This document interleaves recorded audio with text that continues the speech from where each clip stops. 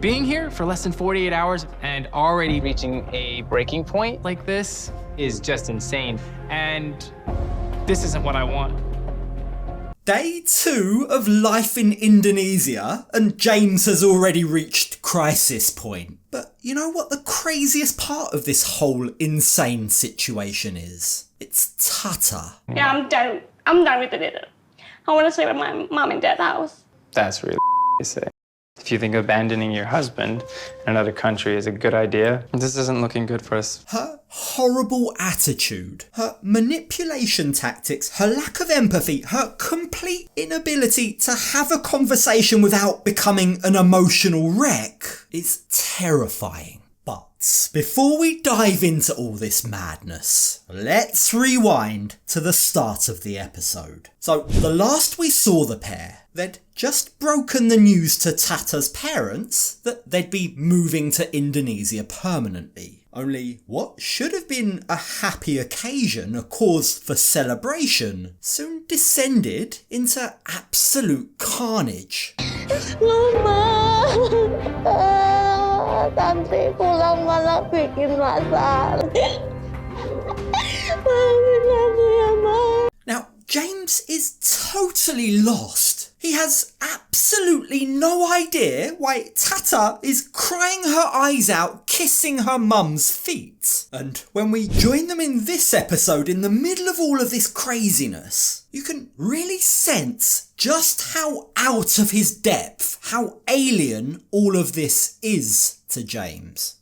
I haven't obviously seen her do this before. All I know is I am definitely adding to her stress, and that sucks to feel that way. The last that James knew, they were having a conversation about whether or not selling banana chips would allow them to make enough money to repay their debts back in America. It was a perfectly reasonable question for James to ask, for Tata to translate. Only now, James finds himself in the middle of this. He's got his mother-in-law eyeballing him, giving him evil looks. His father-in-law is hugging him, praying, and his wife is inconsolable, something that James feels personally responsible for. He feels like he's the one that's done something wrong here. He must be wondering what the f*** is going on.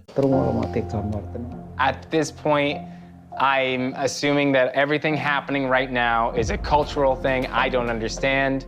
And as he's crouched next to his wife in sheer panic, no doubt, Tata's dad says something to her, something James obviously doesn't understand, and then Tata begins apologising to him. He's got no idea what for, but she's there apologising to him as if she's cheated on him or something. I'm so sorry too for whatever I say, whatever I done, whatever.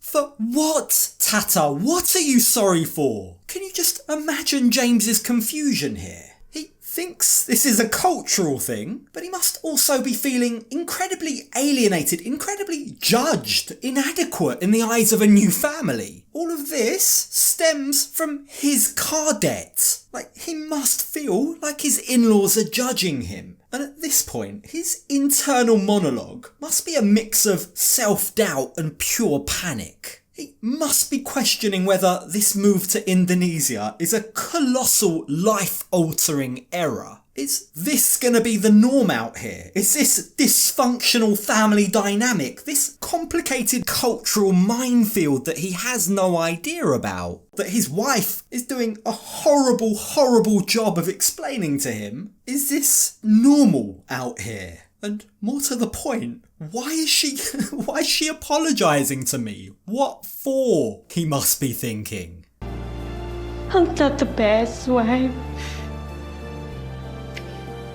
but I will try my best. You're perfect to me.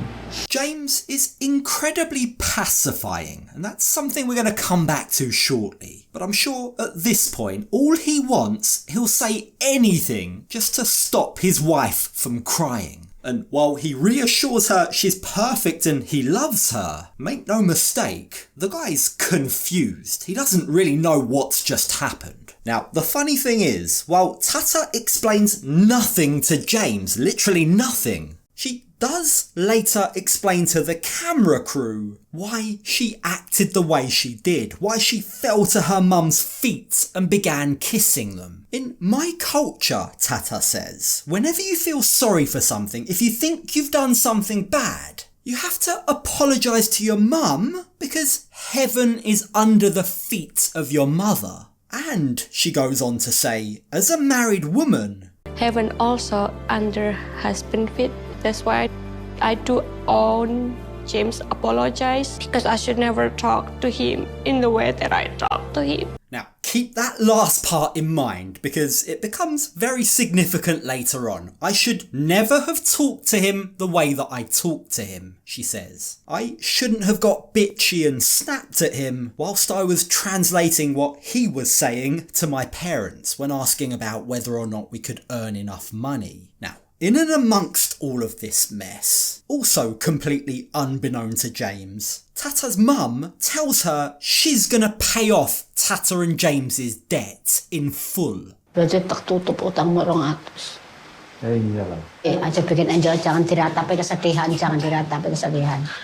James understands none of that, of course, like he's understood nothing that's just happened. And while Tata's parents go on to heap more pressure on her by telling her paying off her debt will help her to be happy, which in turn will ensure that she has happy, healthy children, something we of course know James doesn't even want. The truth is, he may be clueless, but he has seen enough to make him very, very worried. Being here for less than 48 hours and already reaching a breaking point like this is just insane. And this isn't what I want. Now, this all sets the tone for what's to come later on that evening when Tata and James are alone back at their hotel. There's a heck of a lot of questions on James's mind. To feel like I was the only one in the room who had no idea what was happening, that's a terrible feeling. I still don't know why you, started crying and... Tata starts to tell James that her breakdown was because of him. Not the debt, but rather the fact that he was uncomfortable taking the lead in talking to her parents. It was your fault that I broke down, she says. You kept heaping the pressure on me. I told you I'd follow your lead. I need you to be the lead in this, not me. And look, while that was true, while he did want her to take the lead in the conversation, what's totally inexcusable is how she reacted both then and now. You see, she begins to get really angry with James. It's as if she really can't comprehend why that conversation in a different language with her parents was so much harder for James than for her. It's about you, not give me a break to talk, to think, to translate double language in my brain. This woman is bananas. I think she's been eating too many of those chips. Yes, she was translating, but she was translating what he was saying. He was the one thrown in the deep end, left to explain everything to her parents. He was desperate for support from her, but she didn't give it. And she just doesn't seem to understand his perspective at all. In fact, she makes it clear she expects an apology from him. I did apologize to him in front of my parents about what I did and what I said. And it just made me sad that he's not apologizing about the way he treated me. I mean, doesn't that just show a complete lack of awareness for James's situation and her role in it? She seems more concerned with her emotions, her emotional needs, getting an apology, rather than the clear distress that James was feeling. She left her husband to struggle on his own. And I had no idea what was happening.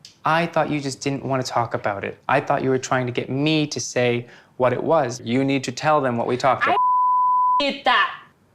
Tell me, Tata, what happened to heaven being under your husband's feet? debt? What happened to your apology for speaking to him the way that you did? Tata is a terrible, terrible communicator, and that really doesn't bode well for James in a brand new country. If he's expecting her to help him navigate the cultural and language barriers he's going to face, he's going to be in for a very, very tough time. But no matter how hard he tries to make her understand that he needs her, she just doesn't get it. It's not fair to me to not know what's going on and then for you to get mad at me because we're trying to have a conversation about emotional things. Every single word, I translate it to you. This isn't about translation, Tata. It's about communication. Two very different things. Like, again, it very quickly becomes evident that Tata is holding James up to an impossible standard. He's been in Indonesia for 48 hours, and she already thinks he should understand the way of the world. When James makes it clear he doesn't even know how the conversation with her parents concluded, Tata acts surprised. My parents even said that already, James. Come on, keep up.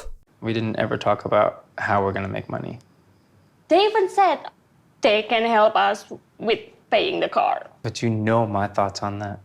This is the first time that James is hearing about this. He absolutely and completely understandably doesn't want her parents to cover their debt. He doesn't want to feel indebted to them.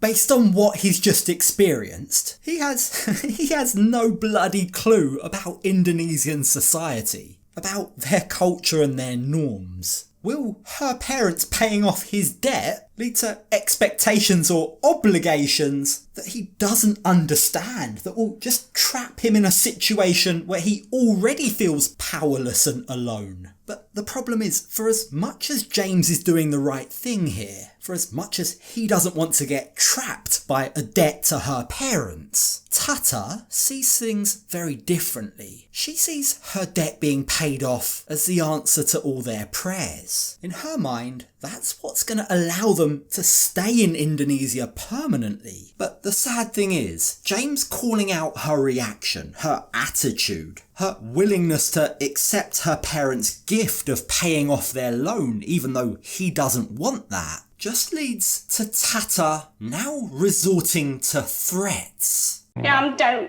I'm done with the dinner. I want to stay with my mom and dad's house. That's really to say.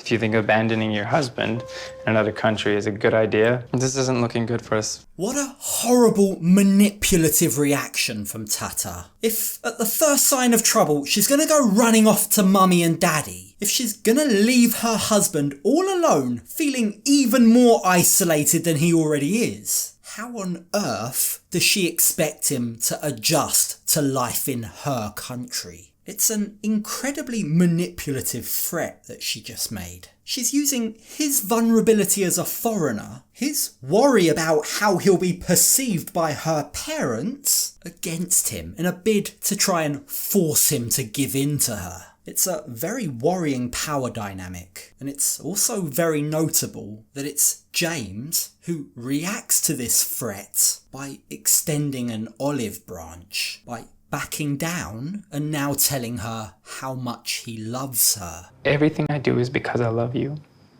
And I'm sorry I made you feel pushed. And I'll do better. I will. Thank you. And while privately to the camera crew, James admits that he's very worried. He doesn't see the point of staying in Indonesia if all it's going to do is cause problems in their marriage. The issue is, those are just words. If being here and the issues that are gonna happen start causing issues in our relationship, then I would say we need to go back to the US. He might talk a good game about how he'd rather go back to the States, but everything we've seen of him so far makes me think he's a lovesick puppy dog who doesn't really know how to communicate with or effectively stand up to Tata. He panders to her wild emotional instability. He lets her get away with a lot of things that he shouldn't. And it makes me question if he has the backbone, if push comes to shove, to leave Indonesia, even if she won't. don't like seeing you hurt, especially if it's because of me.